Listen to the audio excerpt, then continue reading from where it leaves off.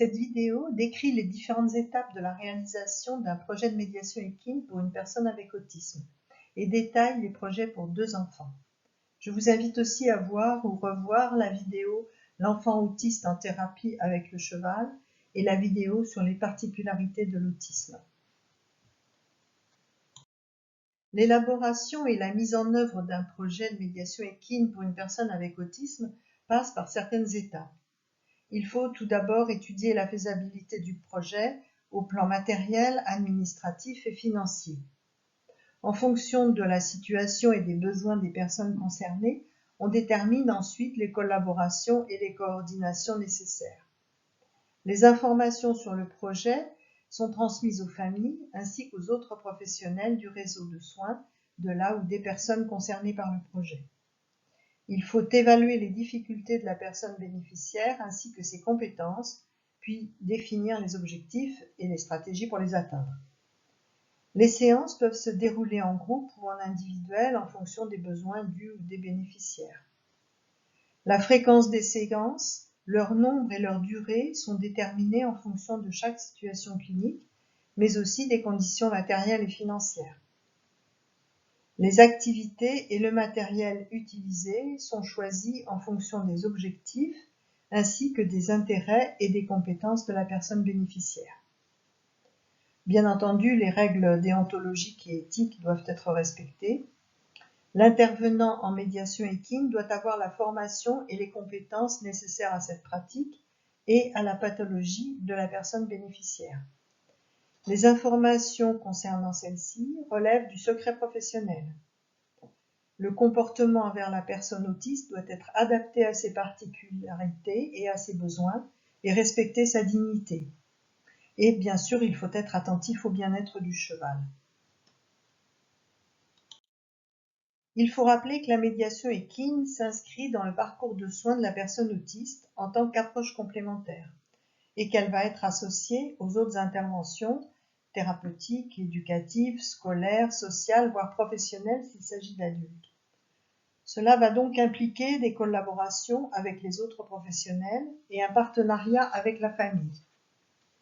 Les relations avec les parents doivent être basées sur le respect, l'écoute, la confiance, la disponibilité, l'empathie, le dialogue, et tout ceci avec un regard positif sur la personne bénéficiaire. Elles ont pour objectif le partage d'informations et l'harmonisation des points de vue. Il est important d'analyser les attentes des parents et si possible de la personne bénéficiaire et d'évaluer le niveau de compréhension et d'acceptation des difficultés.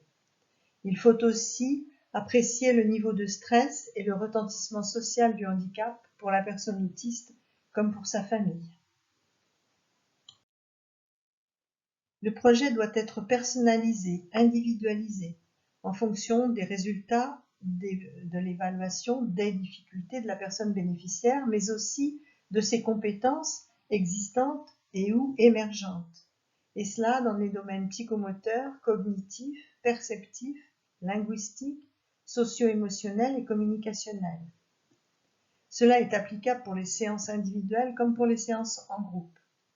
Dans le cas de séances en groupe, les objectifs concernant le groupe vont venir s'ajouter aux objectifs personnalisés établis pour chaque individu du groupe. Il est utile et indispensable de tenir compte des observations des parents et de leurs demandes, ainsi que des avis des autres professionnels qui suivent la personne concernée. Au fur et à mesure des séances, les progrès et les éventuelles difficultés rencontrées seront analysés, en fonction de quoi les objectifs et les activités pourront être réajustés si nécessaire. Les évaluations permettent ensuite de quantifier les résultats et de prouver les bénéfices et l'efficacité de cette intervention. Les moyens d'évaluation sont choisis en fonction de la formation et des compétences du médiateur équin, de l'âge de la personne bénéficiaire ainsi que du temps disponible. L'intervenant pourra utiliser des grilles, des échelles ou des questionnaires. Pour avoir des résultats utilisables, les évaluations doivent se faire à plusieurs périodes. Avant la première séance, durant la période de médiation équine, et ce, plusieurs fois selon les moyens et les besoins, et ensuite, enfin, à la fin de la prise en charge. Les objectifs à déterminer en médiation équine pour des personnes avec autisme sont nombreux. Il est important de rechercher le contact par le regard, d'aider à sélectionner les informations de l'environnement, de solliciter l'attention conjointe, visuelle et auditive, de favoriser l'intégration sensorielle avec des stimulations visuelles, auditives et tactiles variées et d'intensité adaptée aux particularités du bénéficiaire, et des exercices d'orientation visuelle et auditive, ainsi que de poursuite oculaire. Il faut développer l'imitation gestuelle ainsi que l'utilisation de gestes à visée communicative, stimuler les échanges vocaux et verbaux, réguler le comportement en favorisant la stabilité. Sur le plan cognitif,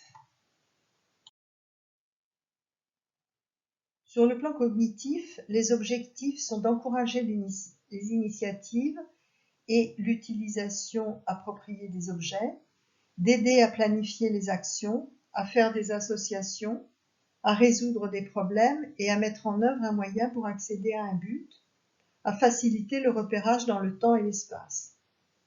Il faut aussi développer la conscience du corps et l'adaptation posturale, améliorer la confiance en soi, apaiser, réassurer, renforcer positivement les succès, favoriser le partage des émotions et entraîner les capacités de tolérance et d'adaptation au changement.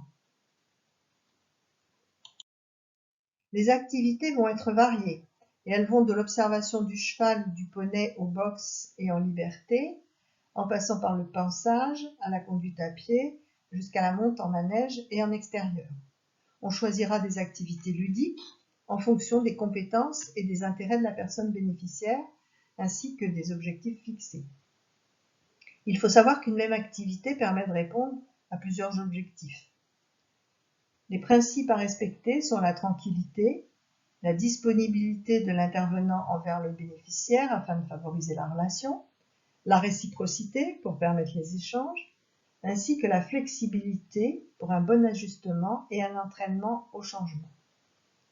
Il est important de ne pas avoir des exigences de réalisation supérieures aux possibilités de la personne, de ne pas trop prolonger une même activité, de respecter des temps de repos entre les activités, de maintenir une ambiance calme sans excès de stimulation, en particulier sonore et verbale, de ne pas surcharger de commentaires et ajuster son langage en fonction des capacités de compréhension de la personne. Le matériel à utiliser pour le poney sera fonction des besoins, des objectifs et des activités. Licol et longe adaptée pour la conduite à pied, et pour la monte, licol ou bridon, renne avec poignée, bardette ou surfait de voltige. Des aides à la communication peuvent être utilisées pour aider la personne bénéficiaire à comprendre les situations, les demandes, les changements et les contraintes. Cela permet de favoriser aussi l'échange et la relation et de réduire les troubles du comportement liés à l'anxiété. Et c'est aussi un bon appui pour développer le langage oral.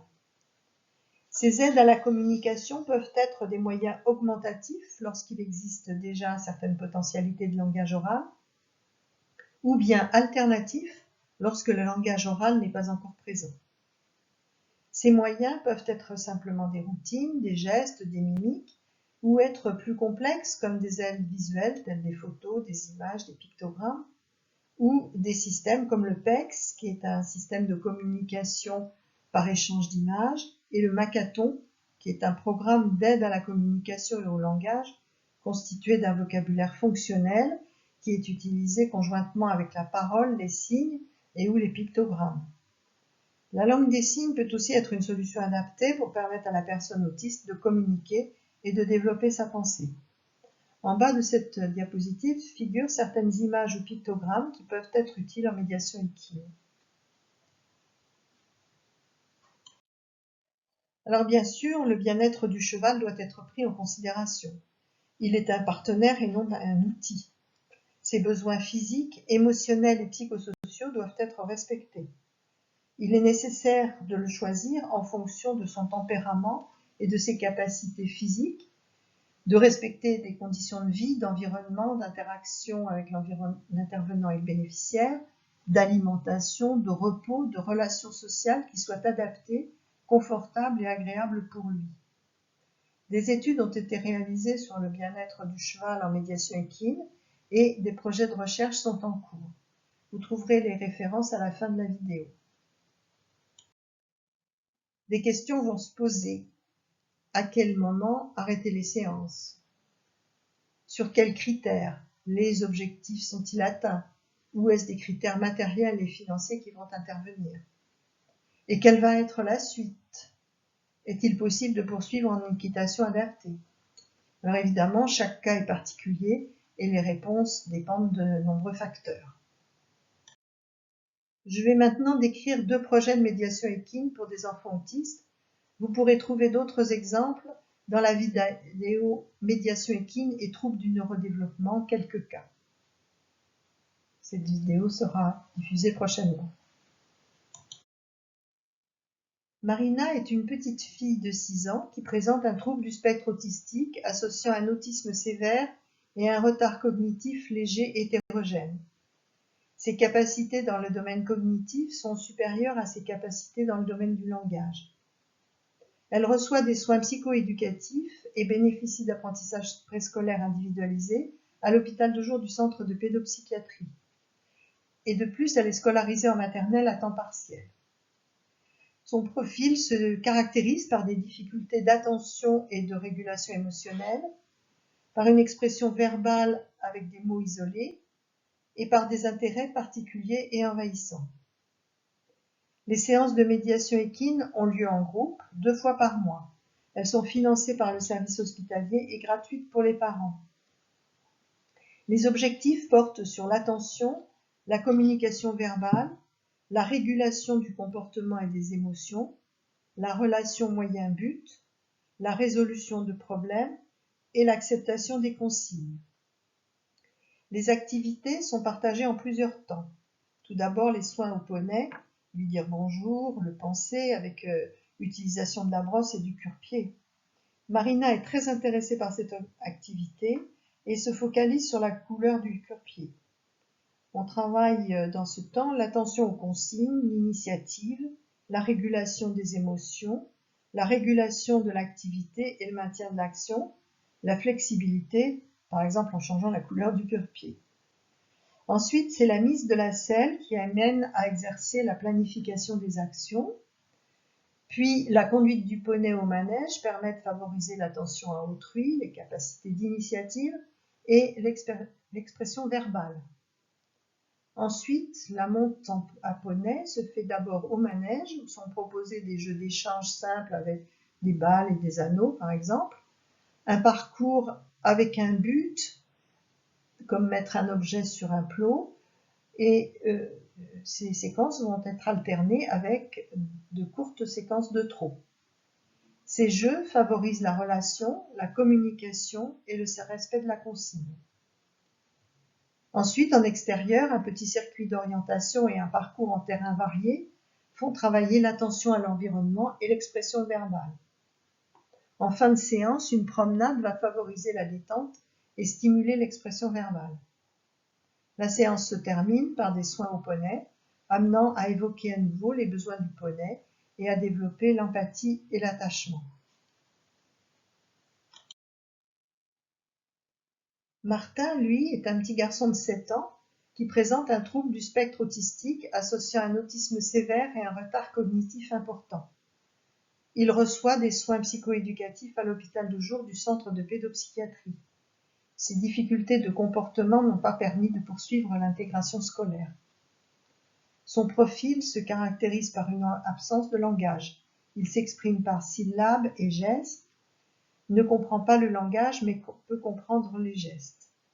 Il a peu de contact visuel et peu d'intérêt pour les objets qu'il n'utilise pas de façon appropriée. Les séances de médiation équine ont lieu en groupe 2 fois par mois. Elles sont financées par le service hospitalier et gratuites pour les parents. Les objectifs portent sur le contact visuel, l'attention, les moyens de communication à l'aide de supports visuels tels que des photos d'objets et de situations, l'expression vocale, l'utilisation appropriée des objets, l'imitation, la planification des actions et le partage émotionnel. Les activités sont partagées en plusieurs temps, alternant avec des moments de repos sans demande. Avant le départ pour l'activité, la photo du poney lui est montrée pour faciliter sa compréhension de la situation. Martin montre alors des signes de joie. Puis vient le temps des soins au poney, c'est-à-dire lui dire bonjour, le panser, avec utilisation de la brosse et du cure-pied, ce qui va exercer l'imitation gestuelle et les initiatives. Ensuite, la mise de la selle fait travailler la participation à l'action, l'échange et l'imitation ainsi que la planification de l'action. La conduite du poney au manège nécessite de faire attention à autrui, de faire preuve d'initiative et favorise l'expression vocale par des sons. La monte à poney se fait d'abord au manège, avec des jeux d'échange simples et de balles et d'anneaux par exemple, la réalisation d'un parcours avec un but comme mettre un objet sur un plot, alternant avec de courtes séquences de trot. Ces exercices permettent de travailler l'attention, la compréhension de la consigne, l'organisation gestuelle, la planification de l'action et l'orientation dans l'espace. Les réussites sont source de plaisir. En extérieur, un petit circuit d'orientation et un parcours en terrain varié exercent l'attention à l'environnement. Pour finir, une petite promenade aide à se détendre et favorise l'expression vocale. La séance se termine par des soins au poney qui favorisent la relation et l'attachement. Alors on retiendra premièrement l'importance d'établir un projet individualisé car chaque personne avec autisme est unique quant à ses particularités et ses besoins, comme vous avez pu le voir au travers de ces deux exemples. Deuxièmement, l'importance aussi de bien définir les objectifs et d'adapter les activités, de savoir analyser les difficultés pour pouvoir les surmonter. Troisièmement, d'informer les parents et de respecter les principes déontologiques. Et pour finir, voici quelques références bibliographiques.